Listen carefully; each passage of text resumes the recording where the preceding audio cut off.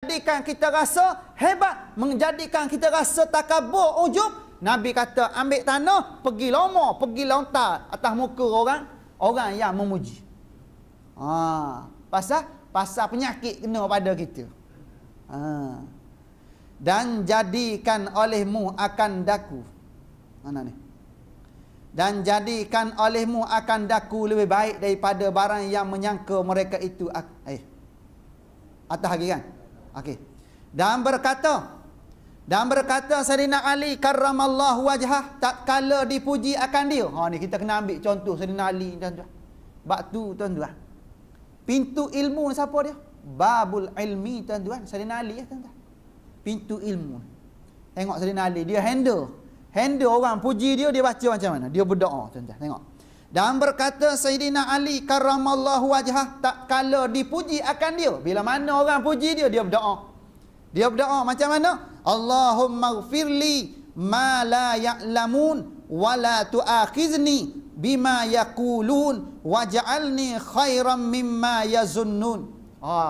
Ni doa ni kena hafal kita ni pasal zaman ni, zaman puji ni. Zaman puji ni. Zaman udang sebalik batu banyak ni. Kena ada benda ni kat kita ni, kena faham ni. Macam mana? Artinya, hai Allah, ampuni olehmu bagiku akan barang yang tiada mengetahui mereka itu akan dia.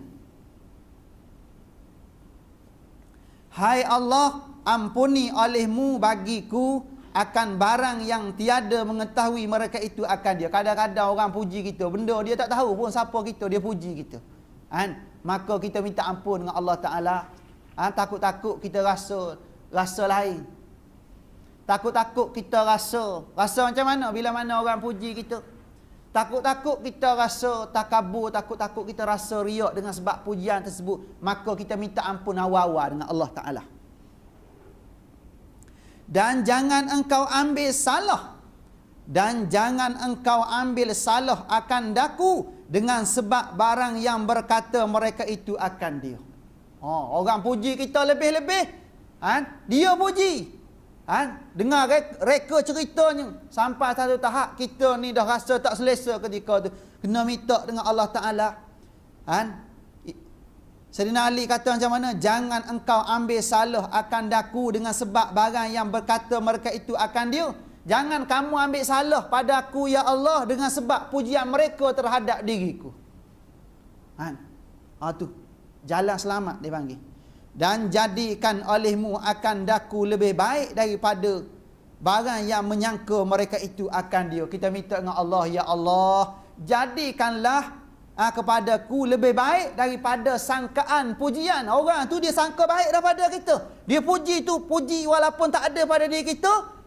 Kita minta hak lebih baik daripada tu, daripada Allah Subhanahu Wa Ta'ala.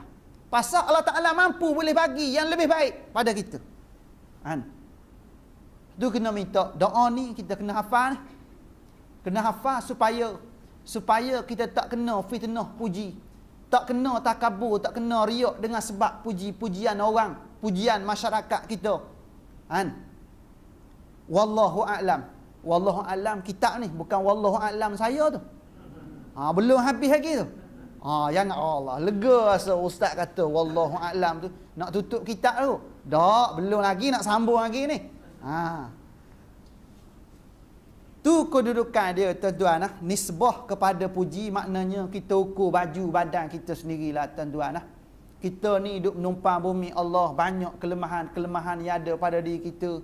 Kalau orang puji kita pun, tuan-tuan, kalau betul-betul pada kita tadi kita boleh terima pujian tersebut tanpa ada risiko takabur dan riak, maka terimalah puji tersebut untuk bakar semangat kita lebih dekat kepada Allah Subhanahu Wa Ta'ala. Tetapi kalau puji tersebut mula merosakkan kita, maka doa yang diajar oleh Sayyidina Ali karramallahu wajhah ini antara salah satu benteng pada kita untuk memastikan diri kita ni tidak terkena fitnah pujian-pujian masyarakat kita, sahabat-sahabat yang sekeliling kita. Jadi kita gunalah apa yang kita belajar ni untuk bawa diri kita dalam masyarakat dalam keadaan walaupun tak sunyi daripada puji-pujian ni, benda biasa, tuan-tuan, tapi dengan pembelajaran kita, dengan ilmu yang ada sedikit pada kita ni, kita boleh handle kedudukan puji itu. Walaupun orang puji kita, kita anggap pujian tersebut kembali semula kepada Allah Subhanahu wa taala. Tak ada benda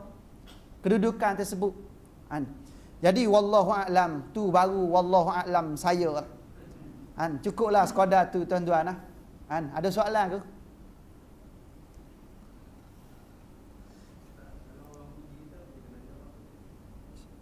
Minum air. Orang puji kita. Kadang-kadang orang puji kita, kita belum haji lagi, dia panggil haji pada kita. Kita belum haji lagi, belum pergi haji lagi, dia panggil haji. Kalau macam saya jumpa orang tua, saya tak tahu nak panggil apa kan. Kita panggil haji. Kita panggil haji kat dia. Maka kita kena buat macam mana? Kita alhamdulillah, tuan-tuan. Alhamdulillah. Moga-moga tu jadi doa. Moga-moga dia jadi doa. Kadang-kadang kita pergi dengar kuliah, orang panggil ustazah kat kita. Orang panggil ustazah kat kita. Baru kuliah maghrib, kuliah subuh, ulang kali. Ulang alik masjid. Tiba-tiba orang berselisih dengan kita. Dah berubah pakaian, dah berubah penampilan, tutur kata. Tiba-tiba orang panggil kita ustazah. Kita ucaplah Alhamdulillah. Moga-moga tuan-tuan, doa tersebut betul-betul direalitikan oleh Allah Subhanahu wa taala untuk diri kita semua. Kena macam tu tuan-tuan.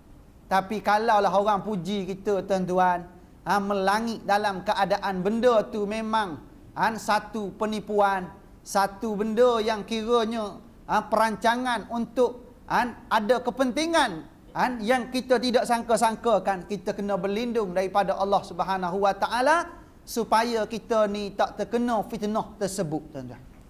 Kita tak terpaut hati dengan fitnah tersebut. Boleh Dah kira? Sila.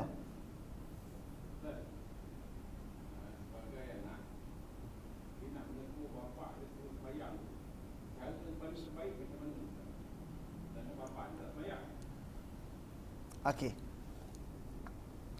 Anak nak tegur mak ayah sebab supaya solat. Dia ni tuan-tuan, kita kena pandai. Kita sebagai anak dengan mak ayah ni tuan-tuan, kita tahu dah kedudukan mak ayah ni tuan-tuan. Kok macam mana sekalipun memang takkan putus kita dengan dia tuan-tuan. Kok hebat macam mana, tinggi macam mana PhD kita pun, mak ayah kita tak ada PhD. Tapi ingat tuan-tuan, syurga di bawah telapak kaki ibu tuan-tuan. Kita kena hormat dia walaupun dia ni bukan Islam. Tak boleh caci maki dia walaupun dia ni bukan Islam sekalipun. Macam mana nak buat? Kena carilah tuan-tuan. Kalau tak mampu kita sendiri, kena suruh orang. Tak mampu, tuan-tuan, tak mampu tegur, tak mampu cakap, kita ajak pergi mana-mana. Ajak pergi mana? Ajak pergi masjid yang mana kita tahu jadual di masjid ni, contoh ni. Jadual di masjid tu ada seorang ustaz yang jenis penyampaian dia boleh menusuk masuk, tuan-tuan. Walaupun dia bercakap tak panjang, tapi dia boleh bercakap tadi menusuk masuk, tuan-tuan. Dengan kalam-kalam, tapi bukan macam saya. Saya kadang-kadang naik angin kita bagi. Yang lebih-lebih, tuan-tuan. Takut-takut dia kata kalau macam tak nak datang lagi lah masjid. Kalau nak bawa datang kena bagi tahu saya, tuan-tuan. Tak apa, kena bagi tahu dulu. Tapi kalau umur macam tu, saya main rambang je. Kena macam tu. Saya tengok ada 2-3 orang ustaz kita jenis penyampaian dia lembut, tuan-tuan. Tapi walau dalam lembut tadi, tuan-tuan, ada ketajaman dia, tuan-tuan. Contoh, tuan-tuan, salah seorang ustaz lah, tuan-tuan. Ustaz Farhan Su'ud. Ni antara nama ustaz yang cara penyampaian dia, tuan-tuan, kalau kita dengar, tuan-tuan, dia ulah satu-satu benda, tuan-tuan, menjadikan kita terpegun. Kita tak payah cakap. Kita pergi, bawa dia, pergi. Duduk satu majlis, biar ustaz tu tukar bercakap. Kita tak payah cakap. Tak payah tinggi suara dengan mak ayah kita. Ni kita kata, apalah ayah ni, umur dah masuk 70, duduk macam ni lagi ni. Kubur kata mari, rumah kata pergi, duduk jadi mangkuk ayah lagi. Penatlah kita macam tu. Asyik main beratur kedai nombor je. Penatlah macam tu. Ataupun tulis surat layang, tak apa. Tak tahu siapa, tuan-tuan. Tulis surat layang. Hantar kepada siapa? Hantar kepada ayah kita. Tapi jangan sebut nama. Hantar pada ayah kita.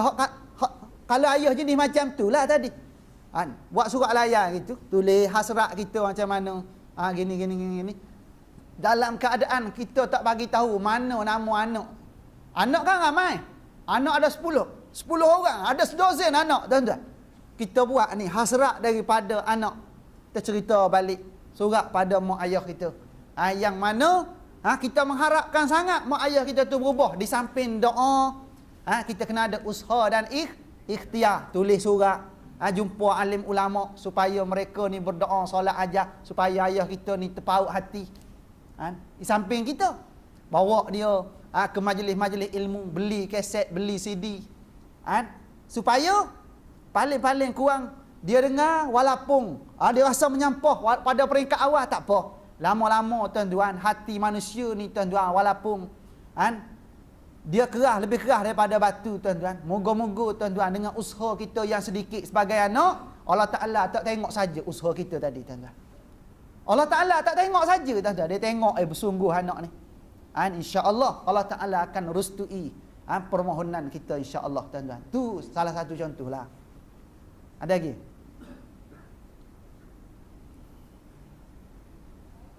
Waalaikumsalam.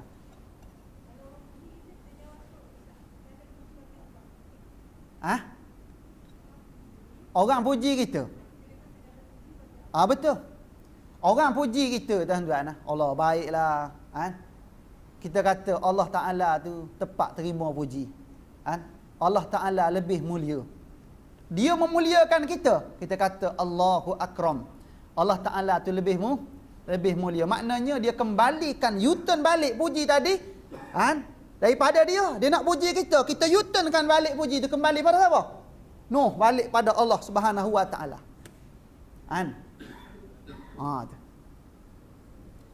Sebab tu sama, kita bagi salam. Kita kata Assalamualaikum kan. Kita kata Assalamualaikum pada orang. Kawan tu jawab macam mana? Waalaikumsalam. Dia jawab balik salam tersebut untuk kita sebenarnya. Sebab tu tak rugi bagi salam. Tak rugi bagi salam. Kita doa pada orang supaya selamat sejahtera. Dunia akhirat tu. Dunia akhirat. Tiba-tiba kita doa pada dia, dia jawab balik tu untuk kita. Kalau kita tak doa, dia doa kita tak? Belum tentu dia doa. Tapi kalau kita bagi salam, dia jawab salam pada kita, kena hak jawab salam kita tadi orang yang dekat dengan Allah. Doa dia doa mustajab. Doa dia doa yang tidak ada hijab. Itu satu kelebihan pada kita, tuan-tuan. Jangan jawab. Kalau orang kafir bagi salam, nak jawab macam mana? Waalaikumsalam. Jawab. Kalau nak jawab lah. Tapi kalau tak nak jawab pun sudah. Dengan maksud celakalah ke atas kamu. Kena kafir tu faham bahasa Arab. Kejar jawab dia, tuan-tuan. Tapi tuan-tuan, saya nak sebut sebagai penutup tuan-tuan. Dalam kawasan kita ni banyak gerak kerja tuan-tuan untuk mendakwahkan masyarakat kita pada hari ini yang sedang dijalankan oleh golongan-golongan Kristian tuan-tuan.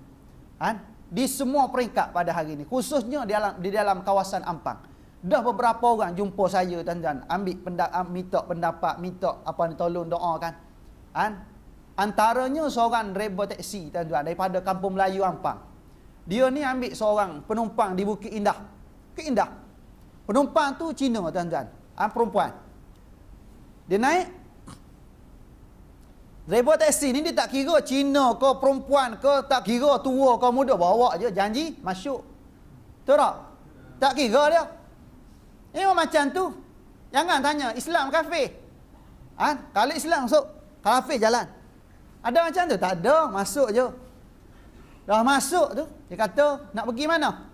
Nak pergi Bukit Bintang. Pergi Bukit Bintang. Nak pergi Bukit Bintang lah kawan ni. Pergi pusing kereta nak pergi Bukit Bintang. Dalam perjalanan tu, yang Cina, perempuan Cina ni, dalam perjalanan tak semena-mena, dia duduk belakang kan. Penumpang ni duduk belakang. Lala sekali, dia tepuk kepala kawan tu. Dia pegang kepala kawan tu. Selepas kena pegang kepala, dia tak tahu benda berlaku. Dia macam duduk di awang-awangan, dia seolah-olah tidur-tidur ayam, seolah-olah sedar tak sedar masa tu. Cuma dalam sedar tak sedar tu dia dengar pujuk rayu daripada perempuan Cina tu supaya tukar agama daripada Islam kepada Kristian. Dia caci maki Nabi kita, dia tohmah macam-macam agama kita. Sehingga ditawarkan wang ringgit. Dia kata ni duk habis masa, habis buat penak badan, bawa teksi dia kata. Dia kata kalau masuk Kristian 5,000 sebulan dia bagi. Wang ringgit tuan-tuan. Di zaman kemelesetan ekonomi, di zaman GST pada hari ini tuan-tuan, kita khawatir tuan-tuan dengan kesempitan hidup, tajaan wang ringgit pada hari ini tuan-tuan membeli akidah umat Islam. Dan pada masa yang sama tuan-tuan, Kristian ni tuan-tuan, Cina Kristian ni tuan-tuan, dia boleh bagi salam, dia boleh baca Quran. Ni tu yang jadi terpaut hati pening lalak tu tuan-tuan. Boleh baca Quran. Dia mengaji khusus untuk mendakwahkan masyarakat kita hari ini tuan-tuan. Sebab tu ni bukan sekadar, bukan benda biasa ni tuan-tuan. Bukan dakwah biasa ni. Ni dakwah melibatkan sihir. Dakwah melibatkan santau. Ni dalam ni sehari dua ni tuan-tuan. Hak jumpa saya 2 hari lepas tuan-tuan. Sehingga dia kata satu masa nanti Bukit Indah akan menjadi milik kita. Dia kata Bukit Indah. Perempuan tu tinggal di Bukit Indah tuan-tuan. Dan ada juga kes berlaku di kawasan kita ni, di Bukit Ampang berlaku tuan-tuan. Berlaku. Ini benda-benda gini. Sebab tu kena berhati-hatilah pada kita. Bagi tahu pada anak-anak kalau ada orang tidak dikenali datang ke rumah. Kalau kita biasanya tuan-tuan dia masuk rumah kita macam mana? Masa kita masuk kenderaan, buka gate rumah tu, dia sekali dengan gate masuk tuan-tuan. Dia tutup gate, sekali dengan kita sekali dengan dia masuk. Tu macam tu. Dia jadi macam tu tuan-tuan. Kebiasaan Ustaz. Yang berada di samping kata perempuan Cina yang sihir Kristian tadi. Kebiasaan. Dia macam jin tapiah. Di Islam dia dampingan dia kan. Biasanya jin ni jin melibatkan jin. Ni jin kafir lah tuan-tuan. Jin kafir ke jin Islam tuan-tuan. Hak saya duk belajar dengan Datuk Ismail kamu, kedua-duanya tak boleh berdamping tuan-tuan. Tak boleh berdamping. Hak Islam pun tak boleh, kafir pun tak boleh tuan-tuan. Tak boleh. Tapi nisbah kepada musuh Islam ni tuan-tuan, memang mereka guna perantaraan jin kafir lah tuan-tuan untuk merosakkan akidah umat Islam ni tuan-tuan. Waktu kawan tu jumpa saya, dia kata, "Ustaz, saya daripada pagi tadi ni baru mula reda sikit." Dia kata rasa pening lagi ni sebenarnya. Pasal dia tekan minyak kereta pusing. Apa ni? Steering kereta ni tahu-tahu duduk kat mana? Sampai-sampai Bukit Bintang dah.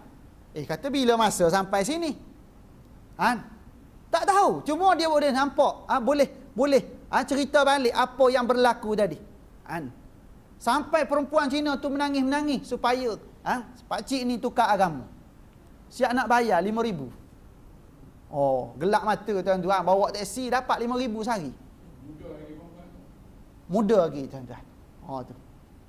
Dalam lebih kurang 35 ke 40 lebih kurang macam tu. Dia bagi tahulah. Sebab saya tak tengok. Ni sumber yang boleh dipercayai dengan sebab rebo teksi ni tuan-tuan, dia jenis orang macam kita juga, jenis dengar kuliah maghrib, kuliah subuh. Jenis kaki masjid juga di Kampung Melayu Ampang tuan-tuan. Sebab tu kita tuan-tuan suka nak sebut di sini tuan-tuan, di samping kita urus kehidupan semasa kita biasalah, tapi kita kena ingat musuh Islam ni tuan-tuan tak pernah rehat. Seolah-olah mereka ni tak pernah rehat nak buat kerja untuk nak memesongkan masyarakat kita tuan-tuan. Lebih lagi dalam keadaan saat getir pada hari ini, Islam mula ditekan. Hukum hakam Allah Ta'ala ditekan pada hari ini. Maka jarum musuh Islam mula menyelinap masuk untuk merosakkan akidah umat Islam.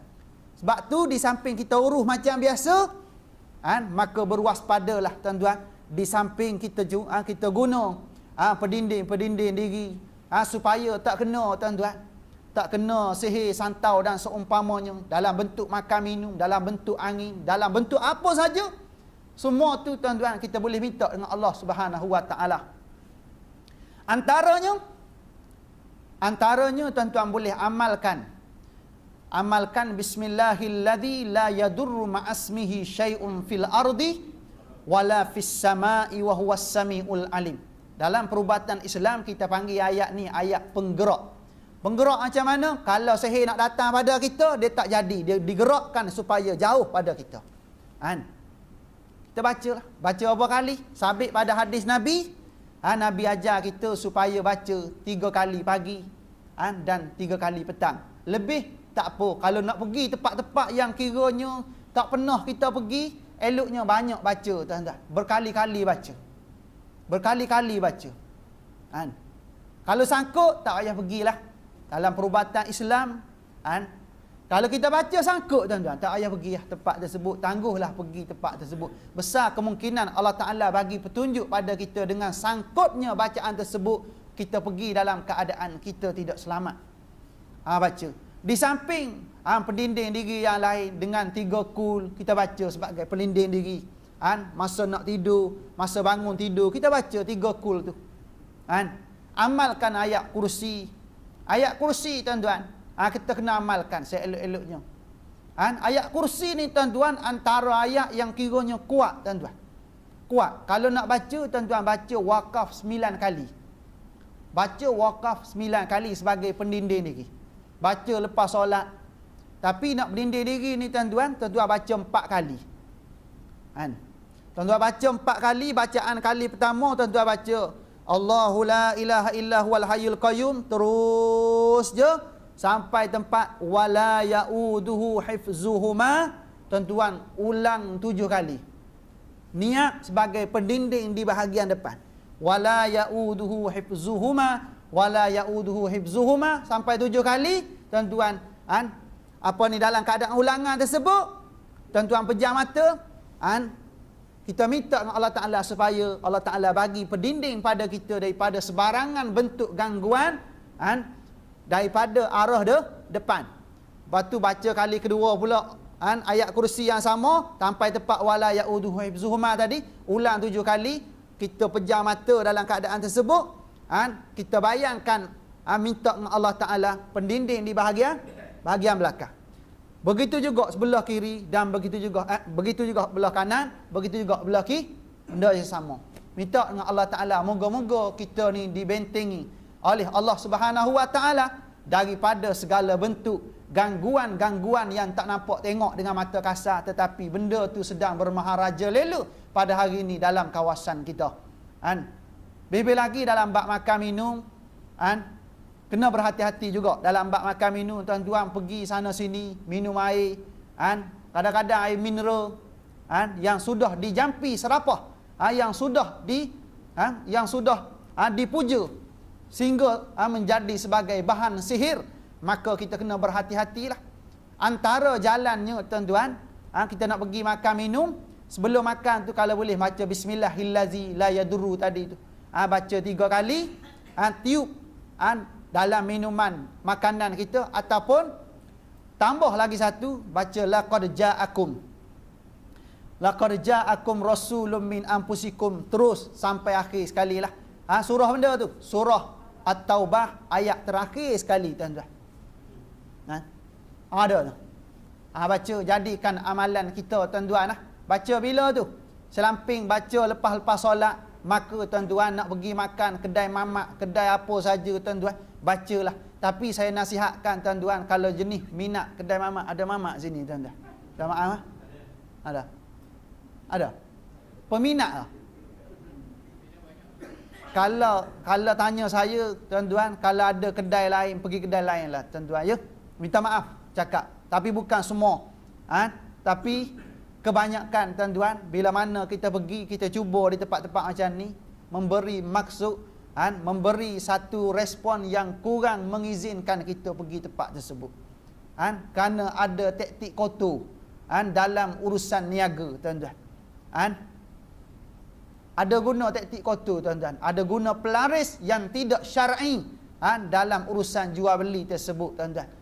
Pada kebanyakan tempat. Tuan-tuan jumpa kedai mamak, hak mana, tuan-tuan? Apa ni, hak tak maju. Ada jumpa?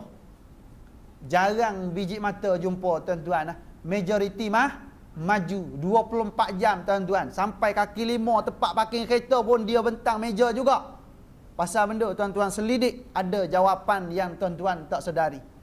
Kan, kalau tuan-tuan mengaji bidang tersebut, tuan-tuan akan tahu jawapan dia. Kan, lepas tu saya terima nasihat daripada tuan guru Datuk. Kan, dia kata bagi pelajar-pelajar dia, dinasihatkan kalau boleh hindari daripada masuk kedai-kedai mamak ni. Kan, kecuali tak masuk, mati. Dengan sebab lapar sangat, masuk. Kan, lapar sangat tak masuk, mati kita tuan-tuan. Separuh nyawa tinggal, masuk. Boleh? Kena macam tu. Sila.